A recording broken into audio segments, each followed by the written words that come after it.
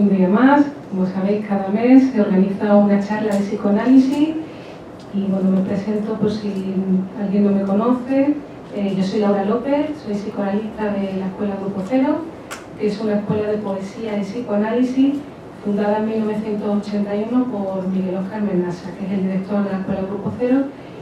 Y bueno, entre nuestra profesión, por así decirlo, pues bueno, también incluimos esas charlas, esas conferencias para acercar de alguna manera el pensamiento psicoanalítico a bueno, la vida cotidiana, a las personas, ¿no? Para que se sirvan de este instrumento, que es una ciencia muy joven, que data de 1900 y que es esencial para poder vivir mejor los años futuros, ¿no? Porque te habla de cuáles son los auténticos mecanismos psíquicos y bueno, te habla de ese concepto de inconsciente, que es eso que no soy, que desconozco ser, pero que genera toda mi vida, ¿no? Todo mi ser y mi realidad. Laura, perdona. Sí. ¿Puedes encender un poquillo algo de luz para tomar notas que quieras más? Vale, a ver. ¿Se podía encender un poco la luz? Por aquí están pidiendo que por si quieren tomar algo de nota. A lo mejor dice que es mucho. Nunca estamos autónomos, ¿eh? Es como el amor. En el amor uno quiere una cosa y otro quiere otra, pero claro, es ponernos de acuerdo, ¿no? Ahí está la cuestión, ¿eh? Aprovechamos cualquier cosa para traer la realidad esto, ¿no? Fijaros qué importante, ¿no? Porque el amor en el siglo XXI, se me ocurrió este título, porque estamos en el siglo XXI, ¿no? Pero decía Freud que si hiciéramos un corte en la sociedad, pues veríamos como algunas personas están en el pensamiento de la prehistoria, otros en el Renacimiento, otros están en el siglo pasado, ¿no? Y también en las concepciones del amor es interesante porque vemos que el amor es lo que está escrito, es decir, vivimos tal y como se ha generado una escritura. La forma de amar que de alguna manera pues producimos tiene que ver con alguna escritura anterior, ¿no? Que no es que nos vayamos a un libro a leerla, ¿no? Sino que se transmite ideológicamente, ¿no? Está escrito en algún lugar y también se va transmitiendo a través de la familia, de la sociedad, etc. Y es interesante una frase que dice Freud, que nos dice que uno de los criterios de la salud es la capacidad para amar y para trabajar. Fijaros lo importante que es el amor para el ser humano. Es muy importante, esencial. Es uno de los criterios de salud. Amar y trabajar. Y también trabajar, el trabajo también está muy articulado con el amor, ¿no? Porque aquí no solamente vamos a hablar del amor en pareja, ¿no? Porque hablamos de amor y parece que es el amor hacia el otro, el amor romántico, ¿no? Que habitualmente se piensa, ¿no? Pero también es importante señalar que ese amor del que hablamos pertenece a la especie. Es decir, hay un amor que permite que de alguna manera pues, dos personas totalmente desconocidas se puedan unir y ahí pues, puedan copular, ¿no? y establecer esa reproducción, porque somos una especie mortal de hombre y mujer. Si no hubiera esa unión, pues no reproduciríamos, ¿no? Entonces hay un amor que tiene que ver con la especie, pero luego hay otro amor que es un amor social, que tiene que ver con sublimar. Sublimar quiere decir transformar esa energía psíquica en una energía social, ¿no? Digamos que hay una energía que tiene que ver con esa sexualidad, pero tenemos que puntualizar que la sexualidad en psicoanálisis no es solamente lo genital, tiene que ver con esa relación con el medio. La sexualidad es esa energía psíquica que utilizamos para las relaciones, que una parte es genital, pero hay otra parte que es la que se utiliza también en amar, en trabajar, en investigar, ¿no? Que tiene que ver con esa transformación de esa energía psíquica en poder utilizarla para transformar la realidad, ¿no? Porque, claro, lo que sí nos indica Freud es que no somos no nacimos en el sentido que nacimos ya hechos, ¿no? Sino que nos tenemos que ir construyendo a lo largo de toda la época, claro.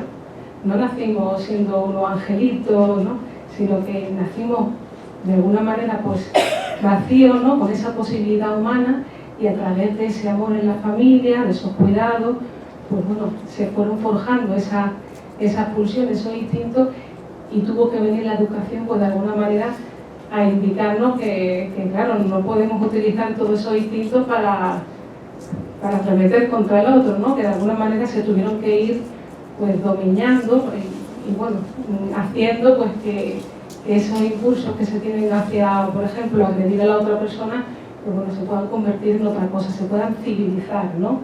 Entonces es a través del amor, es súper importante, que nos hacemos humanos. Fijaros qué importancia tiene. Es a través de que somos amados que hay otras personas que nos han amado, que puedo renunciar a todas mis tendencias, todos mis instintos y de alguna manera pues puedo forjar esa civilización en mí, ¿no? Porque también el derecho social es una manera de elaborar la envidia. Eso es importante, ¿no? Porque, claro, cuando en un lugar se tienen ciertos privilegios y vemos que como siempre se arremete contra el otro, siempre se cae ese lugar, ¿no? Y tenemos que unirnos a otras personas para que esos lugares pues bueno, sean un lugar donde se establezca esa unión y esos derechos hacia todo, ¿no? Si continuamente descargamos contra un lugar, ¿no? Con ese lugar como la horda primitiva de ese padre terrorífico, ¿no? Y siempre se ocupa ese lugar y no hay esa convivencia, ¿no? Siempre se derroca ese lugar, pues bueno, nos convertimos en seres primitivos, ¿no? Porque de alguna manera también la cuestión es eso, que hemos hecho un bagaje en toda la historia a través de los años y hemos conquistado pues lugares que en esa época anterior pues no existían, ¿no? Porque la libertad era mucha, ¿no? Pero la libertad mal entendida, ¿no? Porque era hacer lo que a uno le daba la gana, claro. Y hacer lo que a uno le da la gana también es lo que utiliza la enfermedad para instaurarse. Aparte que bueno, los compromisos son los que nos generan esa libertad, ¿no? A las personas.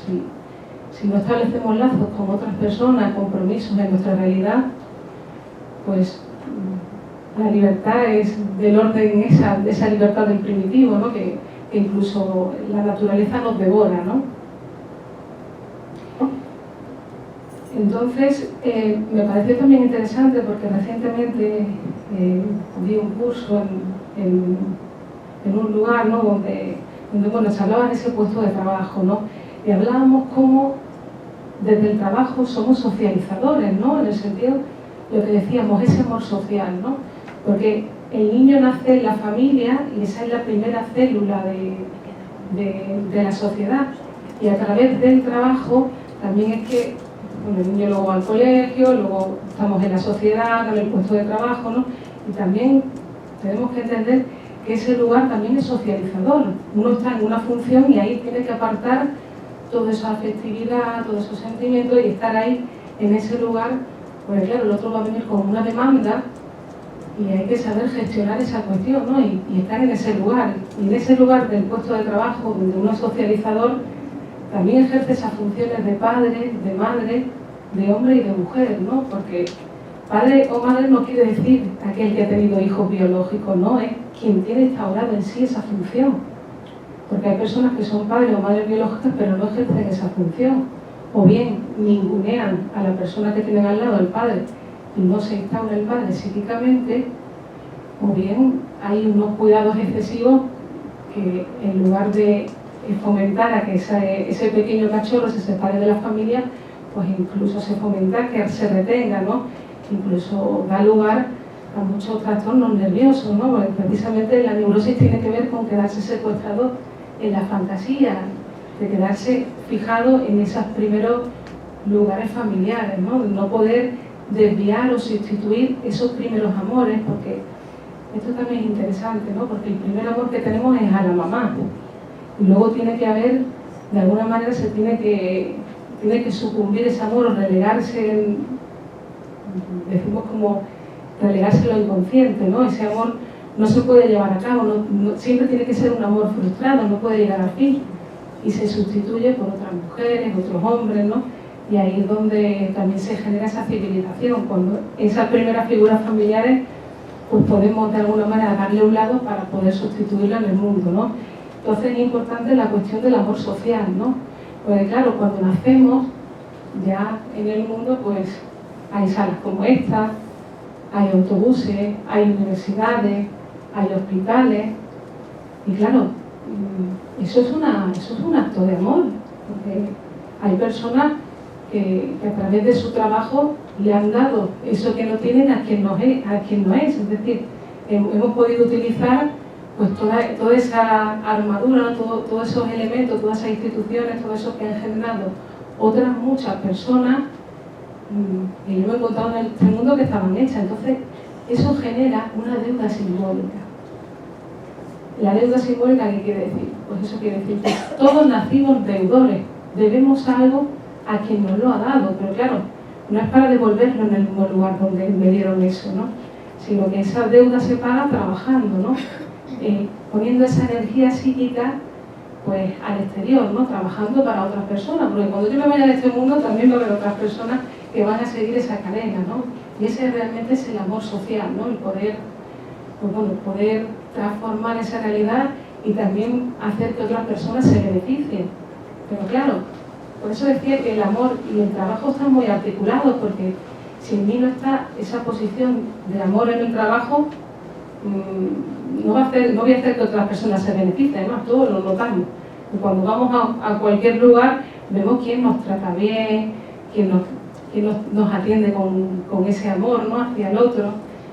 Todos lo notamos, ¿no? De alguna manera, pues esa situación en la que alguien realmente está en su puesto de trabajo y está trabajando con ese amor en el trabajo, ¿no?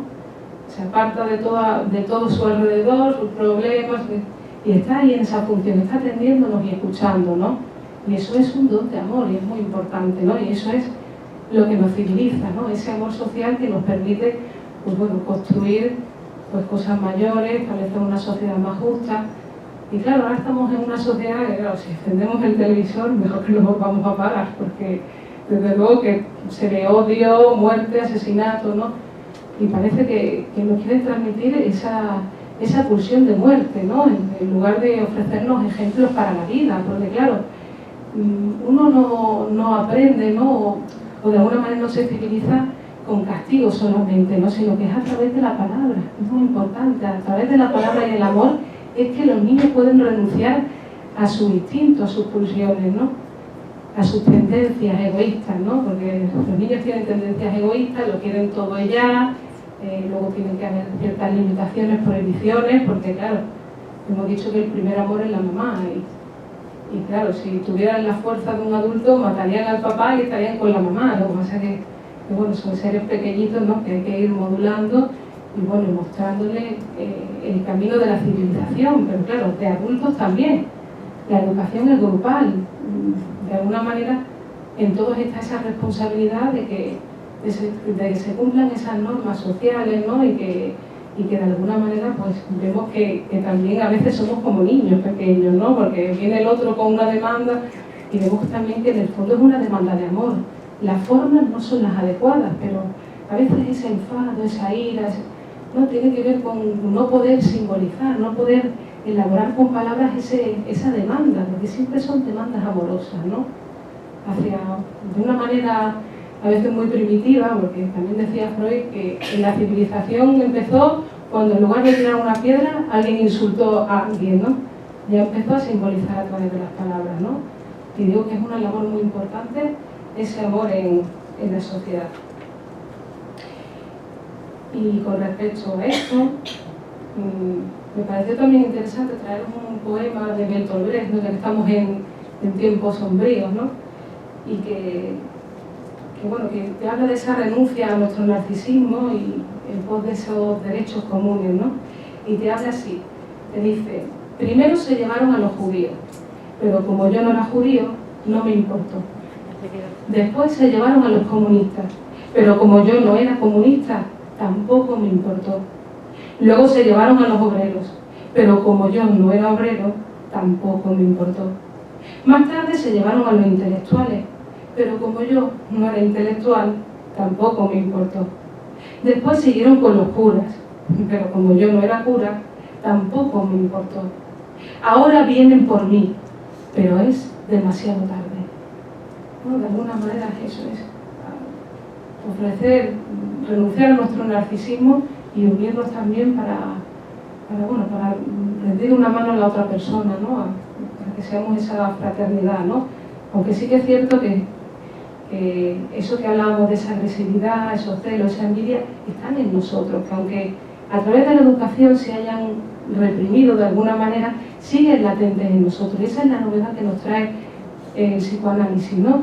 Nos hace ser más humanos. ¿Por qué? Porque en todos nosotros están toda esa sexualidad infantil reprimida que le hablamos, ¿no? Son todos esos deseos inconscientes que están en calidad de reprimidos en nosotros, pero que hacen efecto en nuestra realidad, ¿no? Y hay una frase que dice que si no quisiéramos ser tan buenos, seríamos mejores. ¿Por qué? Porque hay como una moral, ¿no? Y todos nosotros queremos estar en esa bondad, pero claro, vemos que nuestra naturaleza humana no nos permite ser más buenos de unos ciertos límites, ¿no? Y en ese sentido, hay veces que cuando uno hace las cosas sin intención, ¿no? A lo mejor se te escapa, ha sido sin querer. Ahí tú estás hablando de un afecto reprimido que está actuando de una manera disfrazada, ¿no? Todos tenemos lazos, soñamos, nos olvidamos cosas, hacemos cosas sin querer que indirectamente fastidiamos al otro sin darnos cuenta, y para nosotros es un gran prejuicio, ¿no? Decir, no puedo hacer esto, se me ha escapado. No es que uno lo piensa a conciencia, ¿no? Sino que hay en nosotros esas tendencias, ¿no? que se escenifican de una manera disfrazada y que nos sorprenderíamos, ¿no? Incluso si leemos la obra de la interpretación de los sueños, que le invito a leer, de Freud, vemos cómo bueno, es la obra central que te habla del psicoanálisis, ¿no? Y que te habla del concepto del inconsciente. Y vemos cómo a través de los sueños se habla de todas esas cuestiones del egoísmo, de los deseos de incestuosos, ¿no? En el sentido de todo ella, ¿no? Son todas esas cuestiones, ¿no? Entonces, el psicoanálisis, digamos que es como una reeducación, ¿no? A esas posiciones. Te ayuda a poner en palabras, ¿no? Y gestionar todas esas cuestiones que hay en mí, ¿no? Para hablar, porque hablar nos hace también ser más humanos, ¿no? Nos hace estar más sujetos a esos deseos humanos. Porque claro, es interesante también, pues, me acuerdo que el otro día estaba conduciendo, ¿no? Y veía como una persona, pues, aprovechaba cualquier circunstancia para meterse en los carriles, ¿no? Entonces, claro, podemos pensar que si yo me comporto igual que esa persona y me meto también en su paso, no estamos transmitiendo ningún ejemplo de vida, ¿no? No estamos transmitiendo esa generosidad, ¿no? Porque nosotros también somos generosos porque hubo alguien que fue generoso con nosotros, ¿no? Hubo alguien que también nos dio ese amor, esa enseñanza, y ahí pudimos aprender de eso. Entonces, me llamó la atención porque un momento en que tuvo como un encerrón entre varios coches y hubo alguien que le dio el paso, ¿no? Y se volvió y como que se sorprendió, ¿no? Y esa es la cuestión, ¿no? Que si uno es generoso con los demás también se puede aprender a través de esa generosidad, no solamente a través del castigo, porque es también ayudarle a poner esos ejemplos en tu vida, ¿no? Pero si hablamos del amor en el siglo XXI, pues podemos preguntar, ¿es que otros tiempos fueron mejores, no? Porque hay muchas frases que se dicen, de cualquier tiempo pasado fue mejor, ¿no? Esto en mis tiempos no pasaba, ¿no? Y se recurren muchas veces a frases para hablar de un ideal del pasado que en realidad, pues, es una construcción, una rememoración de algo que ni siquiera está ahora, ¿no? Y ya hemos dicho que vivimos y amamos en base a lo que ya está escrito, ¿no? Y en ese sentido, pues claro, todos hemos escuchado hablar de la media naranja, ¿no? Que vamos buscando, como incluso ahora también hay otra cosa que se dice como que parece que en otra vida nos encontramos, ¿no? Y ahora vamos a continuar ese amor que parece que da otra vida. Pero eso ya está escrito en los libros, ¿no? En el sentido que en el banquete de Platón, ahí es donde se empezó a hablar del amor. Ahí es donde se empezó a construir esa terminología de amor. Se empezó a hablar del amor y ahí, pues bueno, en el banquete se habló, Aristófanes era uno de los personajes y te hablaba de un ser, ¿no? Que había, que los separó Zeus por la mitad porque eran como arremetían contra los dioses, ¿no? Y ahí pues lo dividió por la mitad y decía que siempre una mitad iba buscando otro. Entonces esa es la cuestión de la media naranja.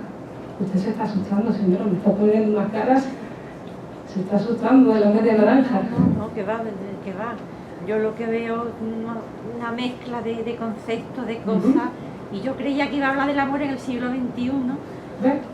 Pero eso también, pero eso es interesante. Eso es un gazpacho ahí que no dijeron. Claro, pero esa es la cuestión, Vamos ¿no? las teclas del piano, vamos, no he dejado ni una. Es muy interesante esas caras que me está poniendo usted. Porque imagínese que yo soy alguien que la quiero conocer. Se acerca usted a mí y me pone esas caras. Porque como no es como usted esperaba, pues me rechaza. Pero en el amor pasa igual. Es que No, si en el amor no- expresiones, pero no van, no que soy expresiva, vamos. Pero no Muy crees que bien, pongo muy una bien. cara Me para parece muy interesante su ejemplo porque la vamos a utilizar para hablar también del amor, ¿no? Porque en ese sentido es cierto que a veces viene una persona que no conocemos de nada, que nos está hablando, nos está incidiendo cada idea, tú dices, esta persona no piensa como yo. Yo venía con una idea totalmente diferente. No, de eso nada, de eso no se lo, de eso no. Eso Claro, sí que eso no, no. ese ejemplo no lo paga conmigo.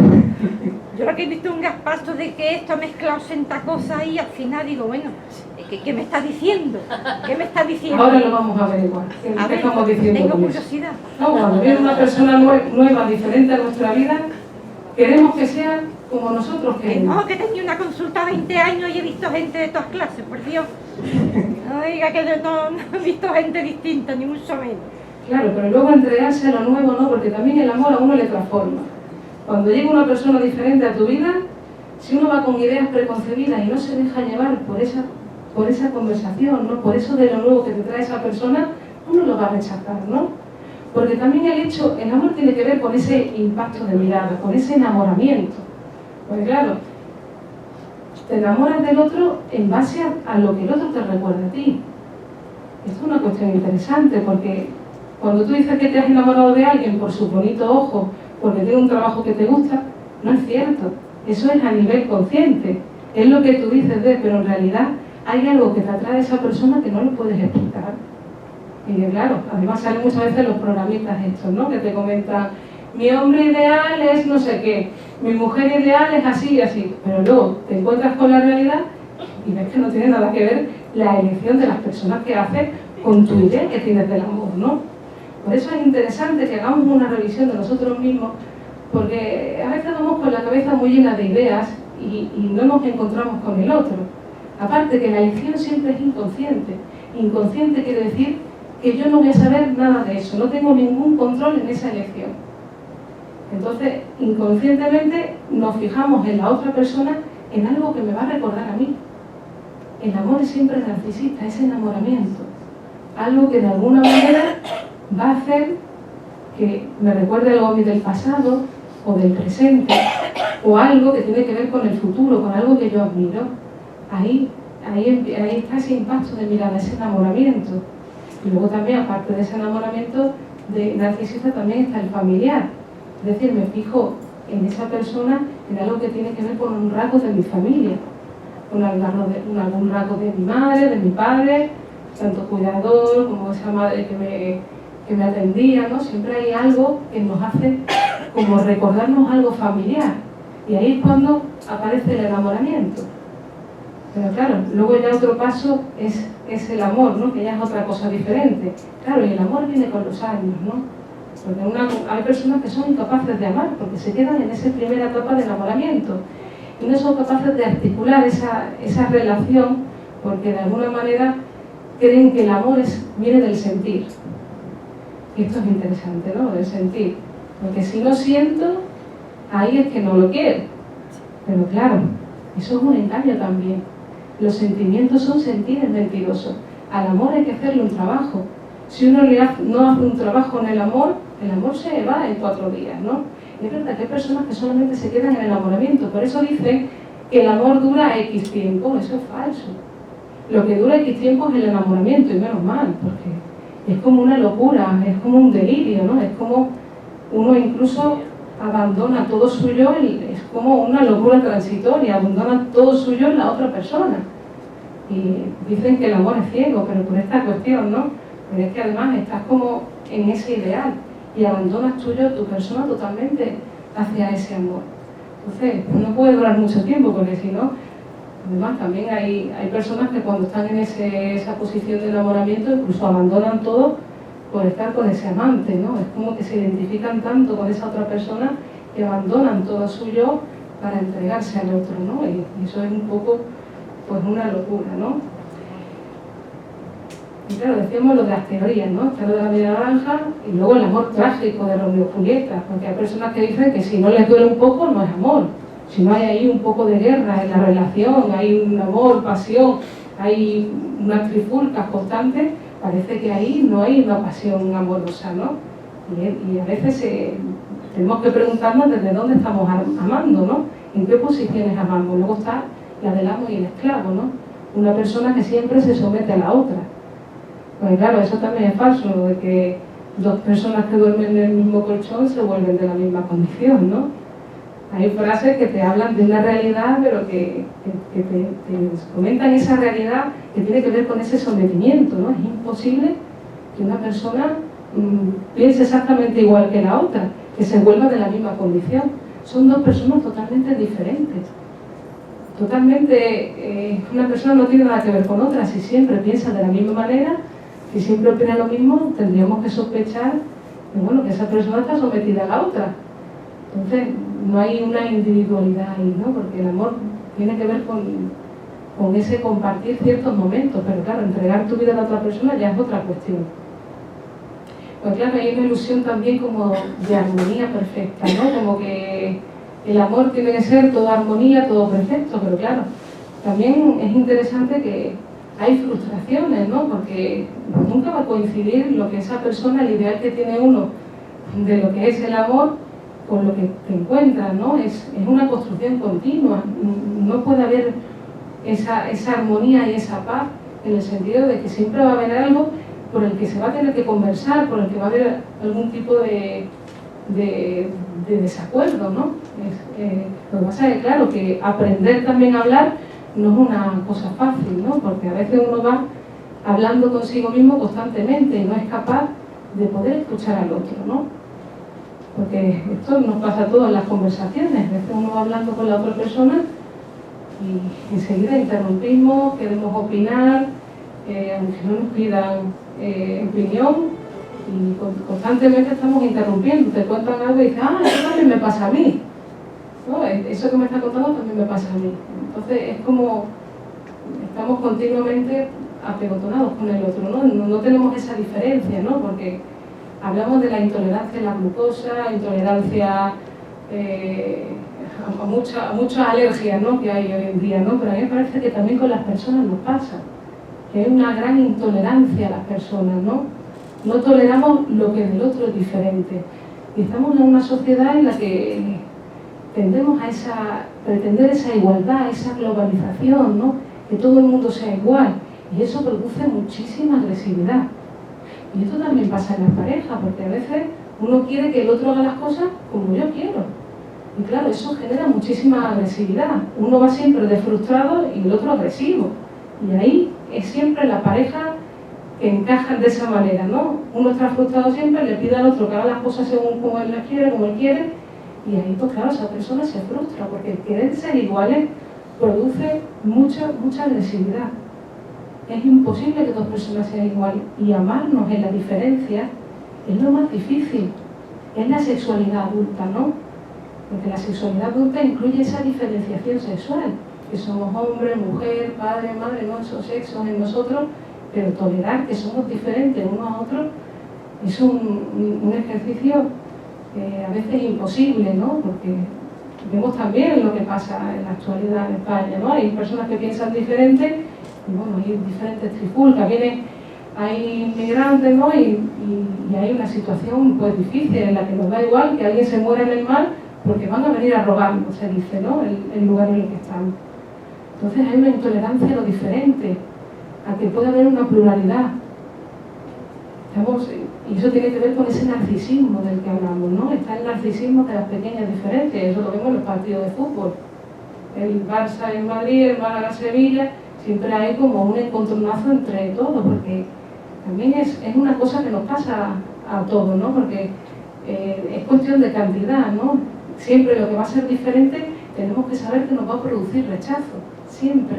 Por eso hay que tener cuidado con los afectos que se nos despiertan con los otros. No hacer como si fueran verdaderos, porque nos vamos a engañar constantemente. Hay cosas que pasan en nosotros que son cosas humanas, ¿no? Como eso que decimos, ese rechazo a lo diferente, ¿no? esa hostilidad que nos produce el que va a ser un poco diferente a nosotros, pero también es semejante. No me va a generar hostilidad que vive en Alaska, pero alguien que vive en el pueblo de al lado y que hacemos partidos juntos, ahí sí va a haber una hostilidad y es inevitable. Lo que pasa es que si padezco de ella, si me dejo llevar por eso, pues bueno, puedo hacer de eso otra cosa. Por eso es importante el psicoanálisis, porque viene a traducir esos efectos que hay en mí, a poder producir otra cosa diferente, a civilizarnos esas cuestiones afectivas que producen un efecto en la realidad.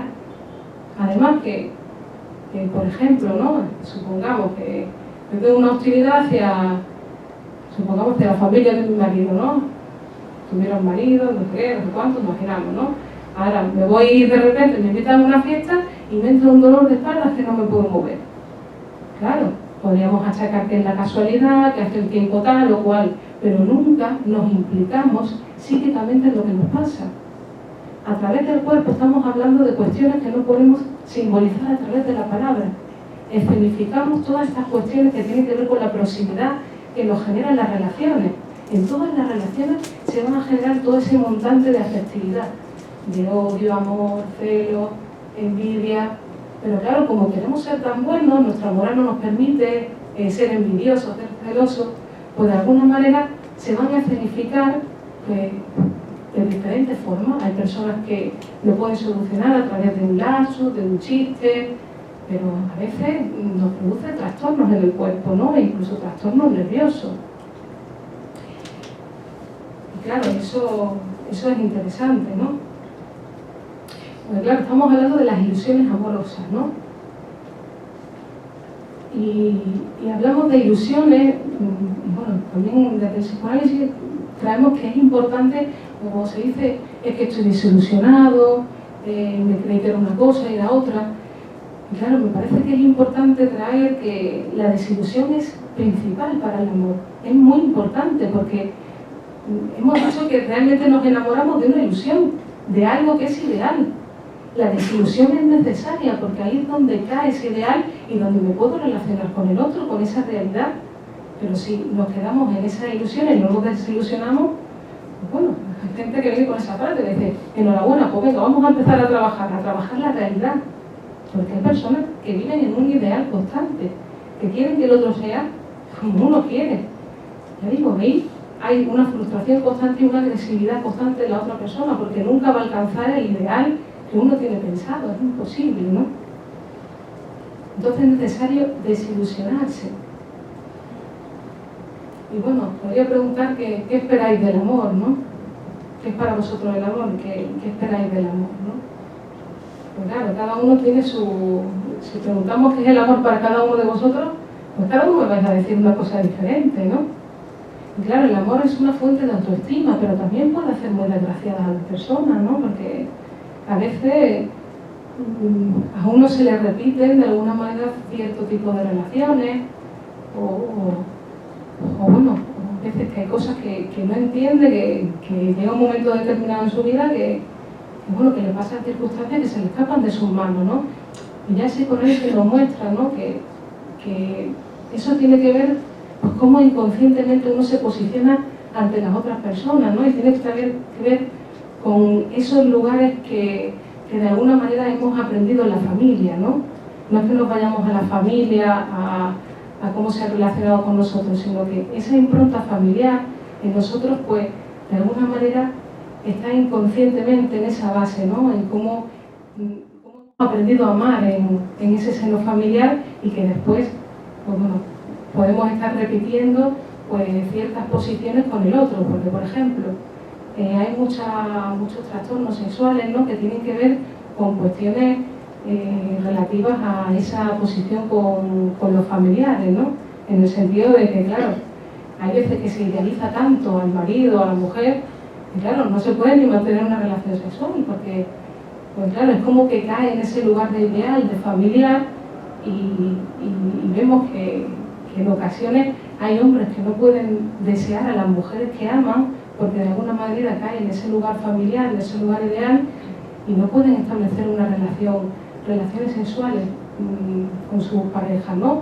Con la mujer que con el marido es anestésica sexual y con el amante pues dar rienda suelta a su pasión, ¿no? Entonces hay ciertas represiones que tienen que ver con esas cuestiones, con esos lugares, ¿no?, que hablábamos, ¿no? Porque claro, el matrimonio, ¿no?, el compromiso de alguna manera también cae en ese lugar que nos rememora a esos lugares de padre, de madre, de hombre, de mujer, y a veces vamos con esa represión sexual, ¿no?, en ese sentido. Y la pareja, pues a veces no es nuestra pareja, sino que cae en otro lugar en el que vemos que hay dificultades en el amor y en el deseo por ciertas cuestiones que tienen que ver con esas cuestiones inconscientes, ¿no?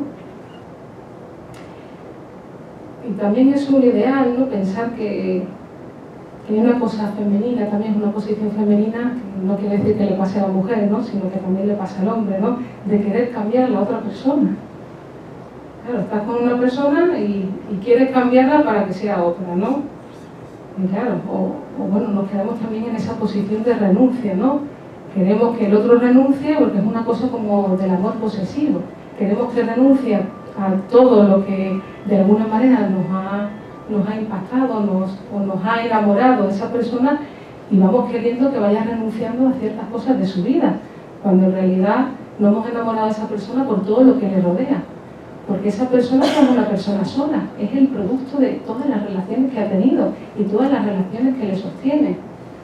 Sí, claro, si perdemos ese brillo, vamos diciendo que renuncie, ¿no?, esa persona va renunciando a estudiar, a trabajar, a relacionarse con no sé quién, a no hacer esto por estar conmigo, pues al final me voy a quedar con una persona que no era.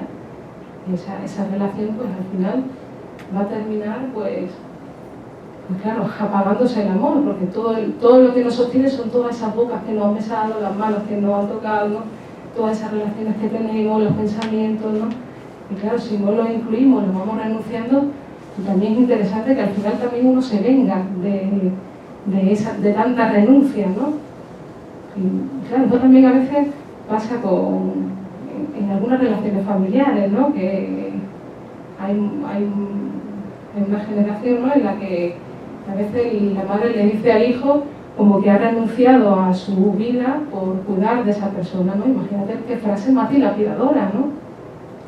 Dilapida, porque personas que le dicen a su pareja que han dejado todo esto por ti. Claro, qué sentimiento de culpa la que arrea a esa persona. Tú dejas tu vida porque quieres, ¿no?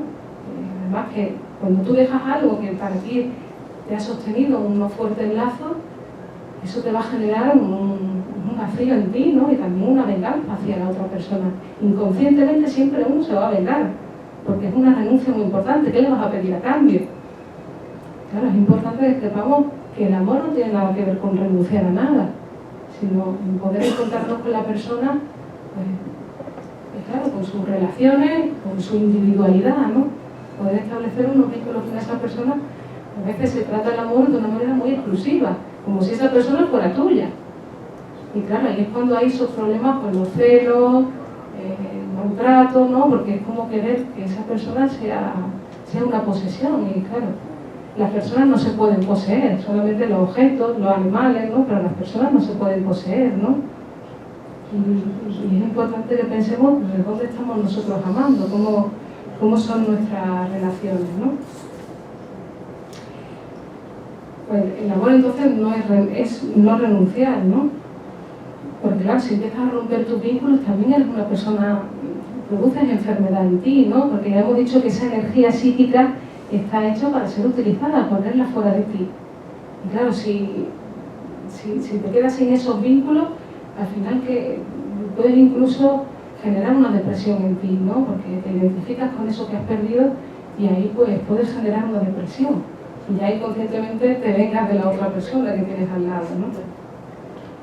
También hay circunstancias que tienen que ver con esa transacción en el amor, ¿no? Es como, parece que es más como una negociación, como algo económico, ¿no? En el sentido que no sé si realmente estamos en el orden de amar, ¿no? Porque a veces yo te doy esto, pero te pido esto a cambio, ¿no? Y hay parejas que realmente están haciendo una cosa, pero luego dicen, mira, te he hecho esto por ti, yo espero que me des esto a cambio, ¿no? Entonces se cae un poco en esa cuestión de yo me doy y tú me das, ¿no? Y también había en el banquete de Platón, ¿no? Hablaba, pues bueno, Aristóteles, ¿no?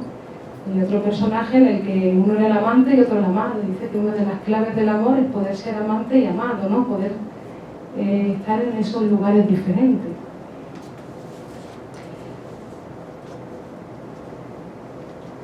Claro, otra ilusión también consiste en pensar que el otro me ame, estar en esa posición de amado. Entonces, hay veces que hay una demanda constante con el otro. Y cae también uno en esa ilusión, ¿no? Si no me haces así, ¿por qué no me quieres?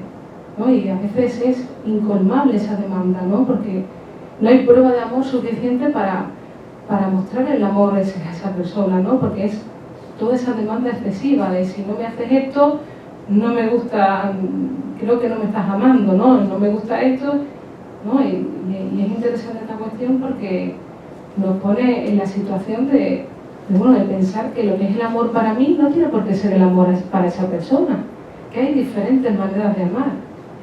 Y hay formas de pensar el amor que realmente están anulando a la otra persona, ¿no? Y producen esa agresividad de que decíamos, ¿no? Y no te conlleva al diálogo y a establecer una relación pues más placentera con la persona, ¿no? Claro, el amor ha de conducir también a otros amores, porque la relación no son solamente de dos personas, ¿no? Un amor que realmente te resta no es amor. Podríamos decir que si no te permite esa suma con otras relaciones, con otras circunstancias en tu vida, ¿no? Como estudiar, trabajar, sumar, y te pide esa renuncia, eso no es amor.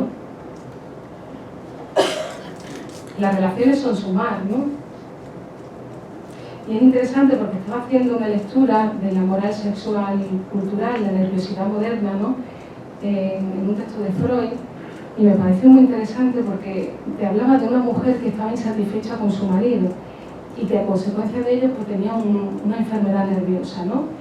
Entonces a su hijo le daba excesiva ternura, ¿no? Y claro, en ellos había despertado de alguna manera pues una prematura madurez sexual, ¿no? Porque era, en lugar de tener ese lugar con su marido, a los niños volcaba ese excesivo amor, ¿no? Entonces es como que provocas en ese niño una madurez que no le corresponde con la edad que tenía, ¿no? Entonces es interesante esto porque te indica eso, que aparte también en esas trifulcas familiares, ese niño también recibe un impacto, ¿no? En el que ya empieza a confundir, ¿no? y a recibir pues de alguna manera ese amor, ese odio, esos celos de una manera muy exagerada, ¿no? Que para ese niño supone un impacto.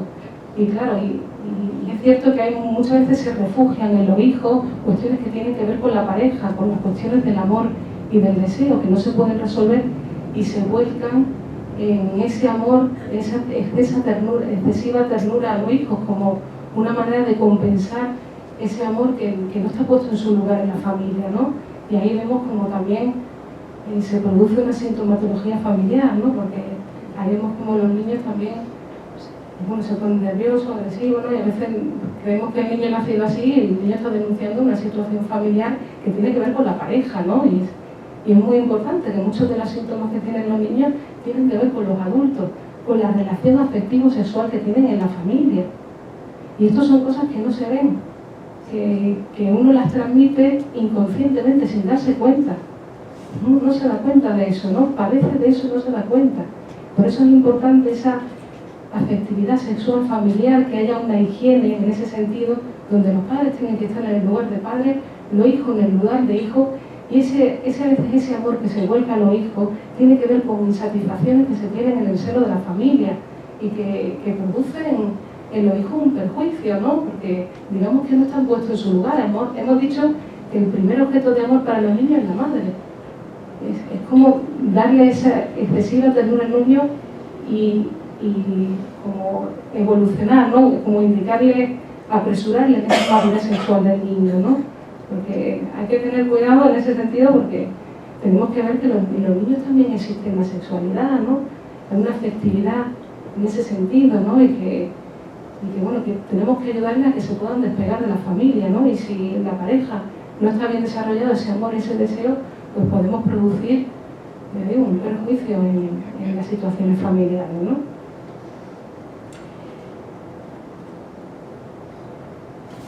Entonces, También hay una frase que se dice mucho, ¿no? Que es como que no le hagas al otro lo que no quieres que te hagan a ti. Pero claro, ya estamos otra vez en la misma frase, ¿no? En la misma tesitura, ¿no? A lo mejor lo que me gusta que me haga a mí, al otro no le gusta, ¿no? Entonces realmente nos ocupamos de conocer a la otra persona. ¿O estamos siempre relacionándonos con nosotros mismos? Porque vemos que hablar no es decir cualquier cosa, en cualquier momento, lo que yo siento, lo que no sé. No, hablar es decir lo más conveniente. Hay escuchar al otro, lo que le gusta, lo que no le gusta, porque mi idea del amor no tiene nada que ver con la idea del amor de la otra persona. Me preocupo en conocerlo o arremeto contra la otra persona cuando no es como yo quiero, ¿no? Como la media naranja, el mito de Aristófanes, ¿no? Queremos que encaje ahí en lo que yo pienso, ¿no? Queremos que seamos una unidad. Te digo, eso provoca muchísima agresividad porque nunca va a ser como yo quiero ni como yo pienso. Hay muchas formas de amar. Y claro, si caemos en esos ideales, no producimos esas relaciones con la otra persona, ¿no? Estamos relacionándonos con nosotros mismos constantemente. Y a veces las conversaciones se mantienen hasta en nuestra cabeza. No hablamos con el otro, pero ya tenemos montado toda la película de todo lo que ha pasado, de lo que le vamos a decir, de lo que no, ¿no? Y no se habla. Yo creo, es que yo siento que cuando le diga esto me va a hacer esto. Pero, ¿habéis hablado? No, se quedan en su posición, en lo que yo pienso, lo que yo siento, lo que yo creo. Y basas en la relación en siento, creo y pienso. Y ahí no hay diálogo, no hay conversación, no hay acuerdos en esa persona, ¿no? También está lo de la teoría del sacrificio, ¿no? Es sacrificar lo que he sacrificado todo por ti por conseguir ese amor, ¿no? Nadie te pide que sacrifiques nada por el otro. Cuando sacrificas algo por la otra persona, de algo que inconscientemente te vas a vengar de una manera o de otra. No algo que hagas ahí con intención, ¿no? Que lo pienses fríamente, ¿no? Sino que somos seres humanos, hemos dicho, tenemos la gama de afectos todos, ¿no? Y una hostilidad te va a generar que la vas a soltar por algún lado, de una manera o de otra, siempre. Pero claro, también es más fácil que te consulten, ¿no? Porque la gente lleva más análisis a través de las parejas, ¿no? Pero claro, llegan diciendo como que quieren que cambie la otra persona, que a mí no me pasa nada, pero que la otra persona cambie porque es así, asado y de esta manera, ¿no? Y claro, vemos que también es una imposibilidad por ver lo que a mí me pasa, ¿no? Porque las relaciones son cosas de dos personas, o de tres, de cuatro, de más personas, ¿no? Pero estamos implicados en lo que nos pasa. Si algo se nos repite, si uno puede cambiar ciertas frases en uno, también se va a relacionar la otra persona de manera diferente con uno, ¿no? Que a veces tomamos posiciones que no nos damos cuenta y que están originando también esa situación, ¿no? Que alguna implicación tenemos en lo que nos pasa, en nuestras relaciones, en nuestra vida. No podemos echar balones fuera siempre culpando a la otra persona de lo que pasa en la relación, porque el otro será así, pero yo propicio ese tipo de relación, ¿no? Yo propicio esa manera de relacionarme con esa persona. Algo tiene que ver conmigo, esa relación que tengo, ¿no? No es que el otro venga y me imponga una forma de vivir, una forma de hacer. Tiene que ver también cómo yo me pongo con esa persona, en qué lugar, ¿no? Y en una relación, cuando sabes tú quién propicia qué. A ver, puedes decir, yo he actuado de una forma, pero ¿esto es resultado de mi forma o es resultado del conjunto? Yo estoy expresando también lo que la otra persona y la pareja está aquí por medio. ¿Es un 50%? Estamos hablando, ¿qué responsabilidad tenemos de todos estos actos? Que es verdad que trabajamos de una forma inclusiva, sin filtrar, ¿no? Y cuando te encuentras con la otra persona, a veces a mí, por ejemplo, me surge esa duda. Digo, bueno, yo soy más expresiva, la persona es más callada, que normalmente es un cliché femenino masculino, ¿no? Entonces digo yo, gracias. ¿Me escuchas de todas formas, no? Sí, pero para los demás. Vale. Bueno, repito un poquito lo que la pregunta mía. La pregunta mía es hacerte un poco la reflexión de lo que acaba de decir Laura, de que cuando tú tienes un conflicto en una relación amorosa, y hay una cosa, estamos hablando de la responsabilidad personal, ¿no? Creo que ella siempre está hablando desde el punto de vista de uno, y pienso yo muchas veces que en qué punto de ese conflicto también existe una responsabilidad del otro, aunque en realidad nosotros tenemos que actuar desde nuestro punto de vista, que es el único real, no el otro. Pero si tú puedes analizar desde fuera un poco la historia, yo a veces me pregunto, vale, sí, pero esto es un conjunto, estamos interactuando ambas partes. Si yo, por ejemplo, me quedo con un sentimiento de culpa de haber pasado una relación y digo, fíjate cómo está fulanito, su autoestima está por los suelos, eso seguramente he tenido que ver yo en este tema, porque soy muy impulsiva, porque soy... Pero, ¿qué responsabilidad tiene también la otra parte? De decir, bueno, yo también he asumido ser así, decidir esto. Entonces, Pero fíjate, soy así. Así es como lo solucionamos, ¿no? Yo es que soy así. Pero a lo mejor ese soy así tiene que ver con la neurosis que tiene cada uno, ¿no? Claro. Que a veces nos escudamos en el que soy así como si fuera una forma de ser inamovible y no vemos que son formas de relacionarnos con la otra persona que, bueno, que están hablando de algo, de una implicación de los dos, ¿no? Que no es para que busquemos culpables, ¿no? Sino que en esa relación con esa persona hay una implicación de ambos. Si yo me muevo un poco, esa persona también va a reaccionar de manera diferente, ¿no? Por eso muchas veces cuando acuden a terapia de pareja y uno de los dos miembros no quieren acudir a la terapia, dice, pues véngase usted y empiece. Porque en el momento que esa persona empieza a analizarse, va a poder pensar las cosas de otra manera, va a poder elaborar ciertas cosas, y ahí, cuando pueda pronunciar otra frase diferente, cambiar su mirada, ahí también la otra persona se va a modificar. De hecho, cuando una persona se psicoanaliza, cambia todo su alrededor, porque produce un sujeto hablante, una persona que escucha, que es tolerante, y que, claro, te transforma todo su alrededor. En el momento que hay una persona que puede escucharte, que puede hablar, decirte frases diferentes, tú también te vas a transformar, porque estáis como en un espejo. Uno dice una frase, está uno anclado en eso siempre. En el momento que uno puede haber un poquito una separación y elaborar, transformar ciertas cosas en uno, porque la transformación empieza en uno. Ahí la otra persona también va a reaccionar de manera diferente. Va a haber otro escenario. Es como en un teatro, ¿no? Va a haber otra teatralización diferente. Va a poder haber transformaciones en uno. ¿No? Que a veces queremos culpar a uno, a otro de las cosas que pasan. No, incluso Claro. Es que uno padece de las cosas que a veces la apariencia nunca es, de lo que uno ve nunca es otra cosa. Es otra cosa, es lo aparente. Traen esa cuestión, pero de fondo hay otra. Lo manifiesto es lo que se dice, ¿no? Lo que se dice nunca es lo que es. Uno puede pensar que están peleando por poner un vaso aquí y otro allí, pero no es eso, no es el vaso. Hay que hablar, desarrollar. A ver, igual te estás peleando como te peleabas con tu mamá, ¿no? Que a veces es esa transferencia, ¿no? Que inconscientemente uno trae cuestiones que tienen que ver con sus primeras relaciones amorosas, las repite ahí. En esa posición infantil a veces la manda con el otro, que son cuestiones complejas, ¿no? Que no sabemos, que en cada persona es diferente, ¿no? Que por eso es importante esa implicación de la persona, que hable, que desarrolle eso libremente, ¿no? En la terapia, para que ahí se pueda ir tirando del hilo, elaborar, pues bueno, en dónde estás, a quién se lo estás diciendo, para qué, ¿no? Y en qué situación estás, porque uno puede estar en una situación, en un aspecto masoquista, sádico, ¿no? Que ya hemos dicho que todas esas circunstancias tienen ahí cabida. Puedes tener un sentimiento de odio, de venganza, y ahí, no sé, que es complejo, ¿no? Que no es algo de decir esto es esto, sino que en cada persona es diferente. Si queréis preguntar, pues... Sí, yo quiero preguntar. Sí. Muy bien. Un momentillo que me traigan el micro.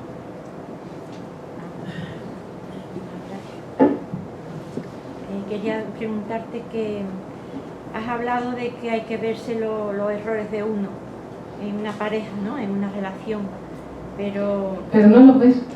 no, yo te decía que si no era más positivo empatizar, es decir, ponerse en lugar del otro al comenzar una relación y saber que somos el 50%, que por mucho que uno ponga, siempre es la mitad de la pareja, y además saber qué calidad de diálogo y de comprensión hay antes de entrar en una relación, en una convivencia que traiga problemas a la larga, porque tú has hablado del enamoramiento, que es muy distinto del amor. El enamoramiento tiene un componente hormonal, además un componente químico, un componente animal, que somos seres humanos y somos biológicamente, tenemos una atracción, y a veces eso es incomprensible, pero cuando entramos Es la especie, ¿no? es la especie, pero cuando entramos en una relación de pareja, es bueno que se vea uno los propios errores, evidentemente, pero también tenemos derecho a exigir que el otro se ponga en nuestro lugar y ponernos en lugar del otro. Pero eso es una imposibilidad.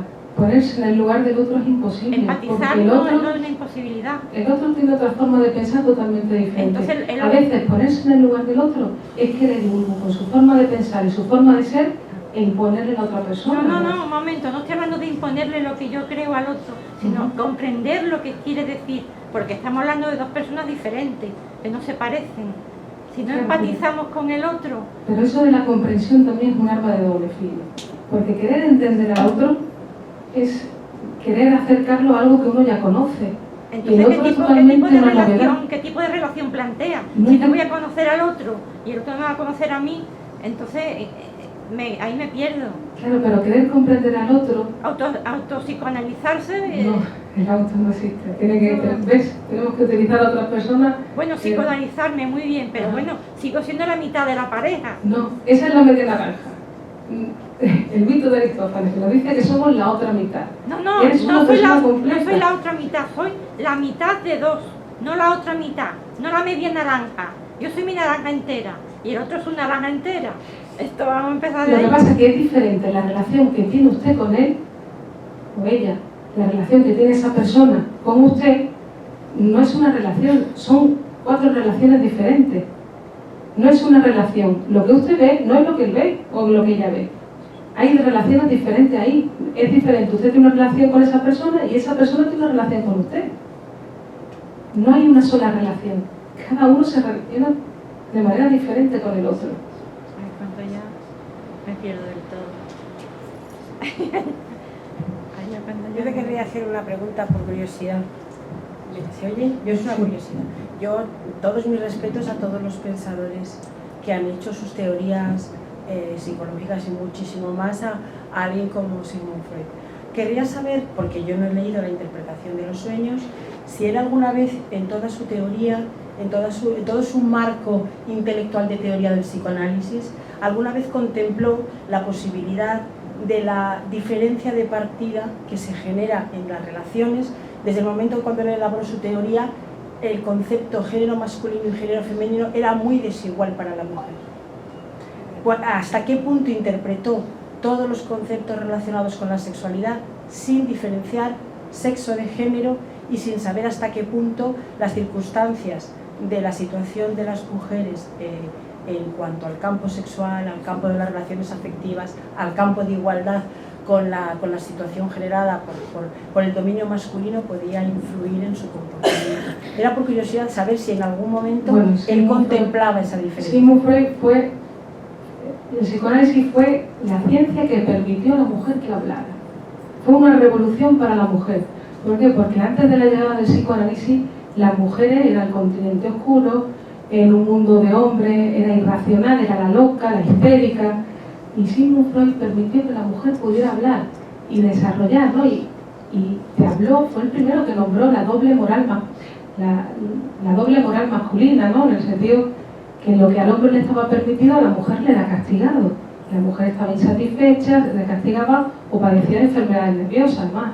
En aquella época era una época victoriana en la que había una gran represión sexual, ¿no? Se creía que el intelecto, la inteligencia, pues de alguna manera se desarrollaba más si se reprimían las relaciones sexuales, cuando no tiene nada que ver, ¿no? O si se reprimían a las mujeres que se las consideraba como locas o como apartadas, que eran débiles mentales. Claro. La mujer era considerada un ser inferior y era considerada poco más o menos que tenía que estar tutelada en todo, claro, porque, en esa época. Sí, porque la mujer, claro, hemos visto la evolución, la mujer estaba supeditada a la reproducción, ¿no? Que la mujer pudiera desear más allá de la familia, estaba penado, ¿no? Y ahora cuando se está despertando esa inclusión de lo femenino, ¿no? Y cuando se están conquistando los derechos para las mujeres.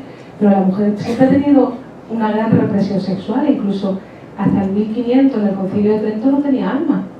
La mujer ha tenido una represión sexual muy fuerte y la represión sexual tiene mucho que ver con la inteligencia. ¿Por qué? porque en las primeras investigaciones sexuales los niños pues van queriendo saber de dónde vienen los niños, ¿no? Y van estableciendo sus primeras teorías, ¿no? Y todos vemos en los cuentos infantiles, vemos cómo tienen que ver con esas posiciones, ¿no? Con, por ejemplo, la Caperucita Roja que le abre la barriga, ¿no? Tiene que ver con esa etapa de la boca, con la anal, ¿no? Que son pálidos por el ano, ¿no? Que son teorías sexuales infantiles que, bueno, que los niños van investigando, ¿no? Y quieren averiguar, pues, bueno, de dónde vienen los niños, que siempre es la primera investigación que hace el ser humano. Y claro, si a los niños se les coarta, ¿no? Y más a las niñas, porque claro, en el momento en el que las niñas tenían que estar supeditadas y la que dijera una frase, algo, ya era considerada como una prostituta o una viciosa, etcétera, pues claro, ahí se les reprimía. En el momento que empezaba a indagar en esa investigación era fuertemente reprimida. Y claro, si en esa primera investigación te coartan y tienes como un pensamiento de que es algo malo, pues en las siguientes investigaciones, pues claro, la intelectualidad, luego la investigación científica, tiene que ver también con ese desarrollo de poder investigar. Si en ese primer paso te coartan, te reprimen, pues los siguientes pasos de la investigación, pues bueno, ha estado la mujer muy reprimida en esa circunstancia, ¿no? Tiene que ver la represión sexual con ese desarrollo de la intelectualidad, porque es el primer paso de la investigación. Si hay una investigación sexual y te coartan, en las próximas investigaciones, pues bueno, va con esa cuestión, ¿no? Esa cuestión reprimida, ¿no? Pero Sigmund Freud fue la persona desde la ciencia de la psicoanálisis que permitió a la mujer hablar y dio solución a muchísimas cuestiones que tienen que ver con esto que hablabas de la represión, a enfermedades mentales que antes te relegaban al manicomio, decían que eras un loco, ¿no? Loco se decía lo que no se entendía. Y Freud nos trajo cómo funciona nuestro aparato psíquico, cómo funciona nuestra mente, ¿no? Cómo son estos procesos del amor, ¿no? Del deseo. Te vino a normalizar cosas que antes se creía que uno tenía un trastorno a nivel orgánico, etcétera, ¿no? Y Freud te normalizó, ¿no? Te trajo que el mismo mecanismo es para los sanos que para los enfermos. Tenemos los mismos mecanismos psíquicos. El mismo mecanismo es el que genera un delirio que el que genera un sueño. Normalizó, ¿no? Nos desveló cuestiones que tienen que ver con todos nosotros, ¿no? Y nos dijo eso, que en todos nosotros está la producción del inconsciente, ¿no? Se pudo producir a través del psicoanálisis, se puede producir eso del inconsciente, que sabemos por nuestros efectos. Es decir, en nuestros efectos de la realidad vemos que tenemos la subolvido, soñamos, síntomas nerviosos, ¿no? La neurosis, y todo eso habla de esos mecanismos psíquicos, ¿no? De que un síntoma es como una satisfacción sustitutiva, ¿no? Y trae a la normalidad, ¿no? Nos humaniza de alguna manera y trae a la normalidad pues enfermedades que antes eran tachadas de locura y que no se entendían. Y a través del psicoanálisis se entiende, porque le dice a la persona que hable, que en su discurso uno va a poder darle ese sentido a esos síntomas, darle ese sentido a lo que le pasa en la pareja, darle ese sentido a lo que le pasa en el amor. Porque uno padece de esas cuestiones, ¿no? Y bueno, el amor en el siglo XXI, como es el título de esto, porque tú has hablado extensamente del amor, de distintas formas. ¿Hacia dónde vamos? Porque, por ejemplo, tú has hablado de la dependencia emocional que tenemos con la madre desde el momento que nacemos. Bueno, enseguida nos ponemos a amamantar, a cuidar a los hijos, pero es verdad que en el siglo XXI esto ya está cambiando. Y bueno, cada no sé. día, Bueno, pero sí. Hay ilusión que está cambiando, pero repetimos las mismas cosas que hace miles de años. Sí, bueno, pero aparte, es verdad que hasta el momento nosotras somos las que parimos, hasta el momento, ¿no? Porque a mí no me quita nada nadie de la cabeza que en un momento llegaremos a comprarnos los hijos, ¿sabes lo que yo te digo? Lo quiero así, así, así, y tú irás a visitar a tu hijo a ver cómo se está creciendo. Y si no me gusta ahora sí, uy, no, a ver si le puedes tocar, no sé, y ponerle el ojo más grande, que me parece que lo va a tener pequeño. quedará mucho, pero yo creo que vamos para allá, ¿eh? Bueno, lo que yo quiero decirte que los niños ya no lo criamos nosotras, de hecho a la gente de mi generación, a muchas no lo han criado los abuelos, ¿no? Ahora lo están criando la guardería. El hombre está interviniendo ahora desde el primer momento. Habrá y ha habido a lo largo de la historia muchos niños que porque su madre lo han abandonado, porque su madre ha muerto, han sido, o sea, los hombres, ellos han visto el amor, digamos, a través más del hombre que de la madre. Ahora las parejas, dos mujeres o dos hombres, y el amor o la educación va a salir de ahí, no es, o sea, entonces el amor en el siglo XXI, ¿cómo se ve? Claro, lo que pasa Porque hemos tenido el amor romántico, el amor caballeresco, ¿no? Pero padecemos de esas escrituras también, porque ya digo, no es algo del pasado el mito de Aristófanes. Todavía hay gente que cree que no está con esa persona porque no encaja, o porque estoy buscando a alguien que en otra vida estuve, ¿no? Que son formas de pensar el amor que determinan, ¿no? Cómo yo me relaciono con los demás. Sí, Y lo que he dicho es muy interesante. Hasta aquí, yo no veo eso hasta aquí, pero hacia el siglo XXI, hasta ahora estamos en el siglo XXI y efectivamente es que no es tan fácil quitar lo que ha pasado en generaciones, para lo bueno y para lo malo. En la familia pasa eso. Lo que pasó del abuelo, o de claro, se tuvimos transmite, las tierras, o las pero- perdimos, o lo metieron en la cárcel, o fue, no sé. Pero ¿podemos saber hacia dónde vamos? Digo yo. ¿O tiene ahora mismo el psicoanálisis respuesta hacia eso? ¿Hacia dónde vamos? Con respecto al amor. La evolución. Yo le puedo decir en las 4 cosas que ha comentado, ¿no? Me pareció interesante eso que comentaba de las parejas, ¿no? De que si el padre está la madre, ¿no?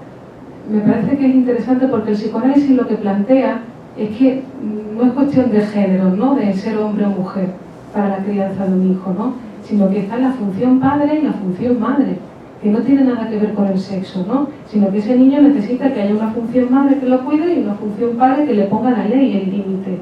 No importa tanto que la madre no esté, que el padre no está, sino que en cada uno de nosotros tiene que estar esas posiciones. En mí tiene que estar esa función padre, esa función madre, ese hombre y esa mujer. Hay 4 sexos en todos nosotros. A veces solamente un padre lo ha hecho. Claro, pero... Y hay gente que se han quedado o se han educado en un orfanato Claro. y habrán tenido esa figura, porque si Claro. Si un niño crece es porque alguien ha estado ahí y le ha dado amor. Si no, es imposible que crezca. Un niño no puede crecer si no tiene ese amor, ¿no? Y alguien que le dé ese deseo, esa palabra, ¿no? Si no, no crece.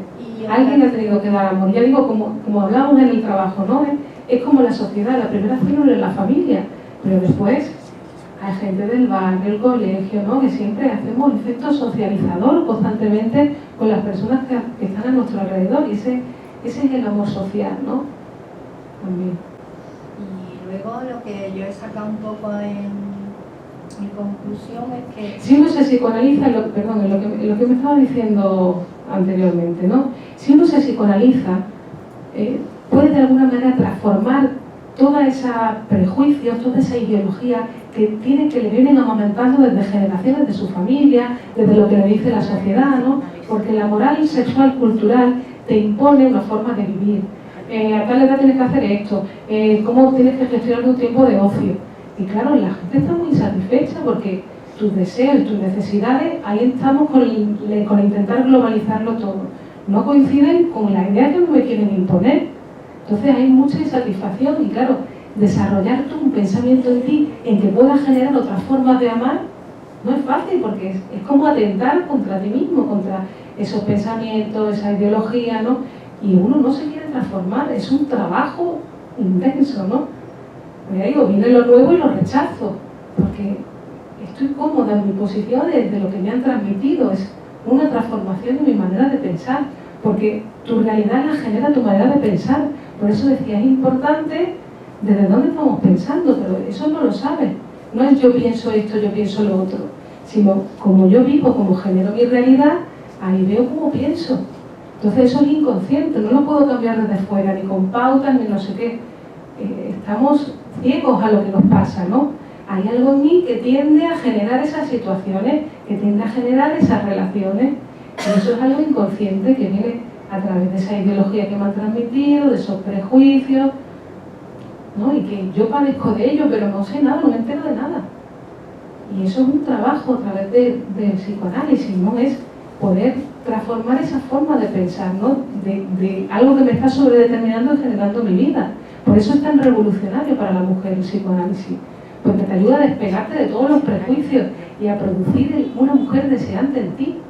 Por eso las personas que se psicoanalizan tienen tanto deseo puesto en la realidad, porque el deseo lo tenemos secuestrado, ¿no? En esos prejuicios, toda esa sexualidad infantil reprimida que hemos dicho, etc. Porque en el momento en que uno pueda simbolizar, pones tu energía fuera de ti, produces otra realidad, otras relaciones, ¿no? Puedes transformar muchísimas cosas porque ya no padezco de esos prejuicios, ¿no? Que me han transmitido y que claro, todos vamos cantando, ¿no? Hay que poder producir un pensamiento propio, ¿no? En el que pueda saber de qué prejuicios yo voy generando mi realidad, porque hay frases que ni siquiera puedo pronunciar, que me abren puertas, pero no las puedo pronunciar, porque para mí tengo una forma de pensar que esto no lo puedo hacer, esto no sé qué, y va uno poniéndose cortapisas una otra, y al final te quedas con una vida que a lo mejor es la que le puedes contar a tu mamá, ¿no? Es una exageración, ¿no? Pero es, ¿no? Que producir un pensamiento es un trabajo, nadie nace de una manera, nadie nace así, es trabajar ese pensamiento en ti, ¿no? Un pensamiento científico, ¿no? Que también te permita separarte de esas cuestiones ideológicas, ¿no? Que a veces tanto nos perjudican, porque ya digo, nos transmiten una moral que a veces genera, mira el telediario, se pone a verlo y es que eso es horrible, ¿no?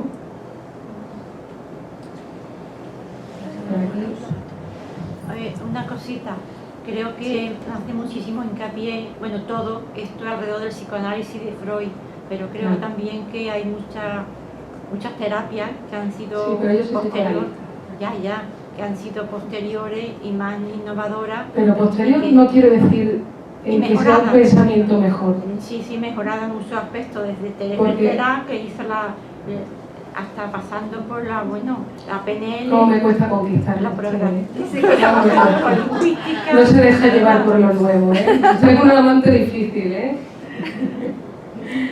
Bueno, que muchas gracias, que ha sido una conferencia que estaba aquí rodeada. Al final se entusiasma un poquito. Otro día a ver si podemos tocar un poquito más.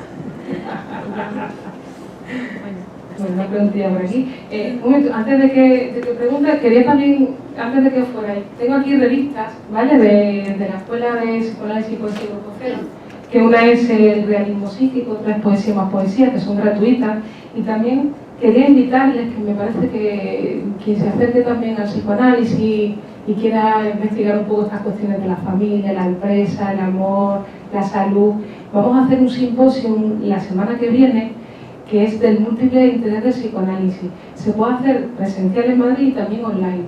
Y es un programa súper interesante porque se van a debatir temas de la actualidad, va a haber profesionales que se van a exponer diferentes temas y va a haber foros de debate de cuestiones de actualidad, de educación, de amor, de empresa, la salud, un montón de cuestiones que me parece que son muy interesantes para la salud de la población, ¿no? Porque el psicoanálisis nos trae una herramienta para ayudarnos a vivir mejor, ¿no?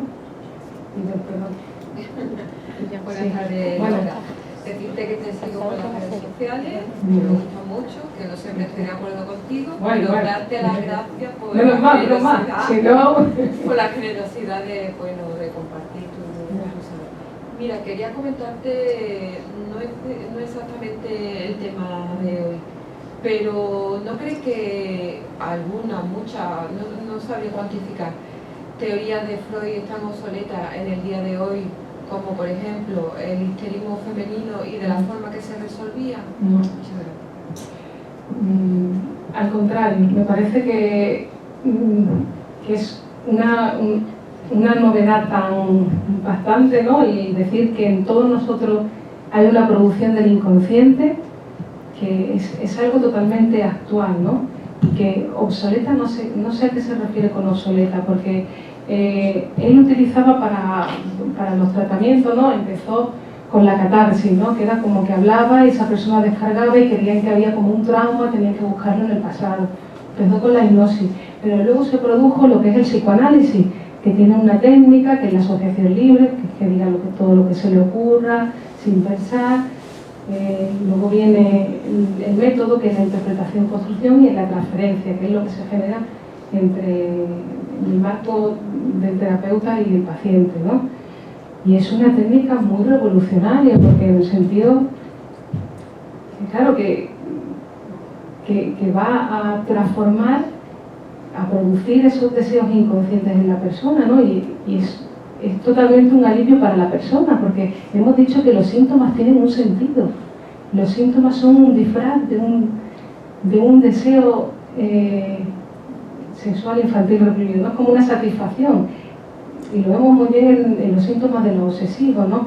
El que se pone y se quita el calcetín, ¿no? Son como metáforas de conflictos psíquicos que tienen que ver con la moral, con los deseos, ¿no? Que se escenifican de una forma absurda, extraña, pero que están hablando de una cuestión que tiene que ver con la persona, con un conflicto interno. Entonces es un alivio para la persona, porque le ayudas a transformar esos síntomas en otra cosa. Y la histeria fue un alivio impresionante, fue una transformación, ¿no? Porque la histeria antes se creía que era algo que tenía que ver con la matriz. Se hacían como masajes incluso en la cavidad vaginal, ¿no? Era algo que era absurdo, ¿no? Tenía que ver con la simbolización, con la palabra, ¿no? Que de alguna manera en la histeria pues hay un mecanismo de conversión que expresa, ¿no? Esas frases a través del cuerpo. Hay parálisis, movimiento, ¿no? La mujer era histérica. Pero también hay hombres histéricos. Histeria viene de matriz. De matriz, ¿no? Sí. ¿Y se resolvía mediante la masturbación a la mujer? No, pero eso era anterior a Freud. Bueno, no. Eso era anterior a Freud. Es que se creía que tenía que ver con una insatisfacción sexual, cuando no tiene nada que ver. Lo genital no tiene nada que ver. Freud hablaba que la sexualidad no tiene nada. Es más amplio que la genitalidad, no esa persona no tenía histeria porque estaba insatisfecha sexualmente, no era eso, era otra cosa. La histeria es otra cosa. No es irte como dicen, ¿no? A utilizar la masturbación porque una persona es insatisfecha sexual, ¿no? Sino que hay una serie de conflictos psíquicos en ella que a través de su cuerpo es como puede hablar de eso que le pasa, ¿no? Hay una parálisis en la mano a nivel de una función de un órgano, pero está hablando de una realidad psíquica en ella, de un conflicto, ¿no? Entre esos deseos, la moral, ¿no? Había una paciente que había estado cuidando a su padre durante mucho tiempo y bueno, y el padre apoyaba su rodilla en la pierna y ella, cuando el padre falleció, empezó a producir parálisis en la pierna, ¿no? Y tenía que ver con esa cuestión, con el padre, ¿no? Tenía erotizada esa zona, ¿no? Que no es algo sexual de genital, sino lo sexual tiene que ver con la palabra, ¿no? Y es una cosa compleja, y Freud no trajo esa cuestión de la masturbación, como dice, se utilizaban antes de que Freud produjera el psicoanálisis, ciertos métodos que se confundían, ¿no? Porque una persona histérica es una persona insatisfecha, no está hablando de eso, utilizan el mecanismo de la conversión, que es en su cuerpo, habla a través de su cuerpo, no puede simbolizar ciertos estímulos ni internos ni externos, y a través del cuerpo es como lo escenifica, y que tiene que ver con metáforas, ¿no? De esa cuestión también con lo sexual, pero que no es que tenga que masturbar, lo que sea, no tiene nada que ver con eso, ¿no? Es otra cosa más compleja, ¿vale?